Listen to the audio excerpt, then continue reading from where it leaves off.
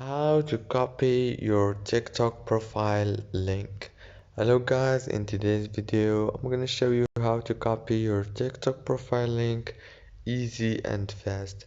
So first thing we do, we go to TikTok, and this is my profile as you can see.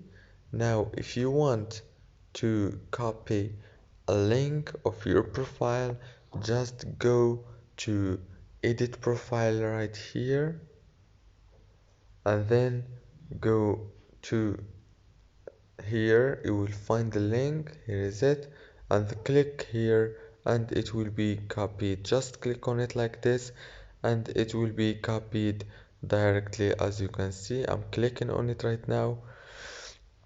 And if this video was helpful for you, please don't forget to like and subscribe.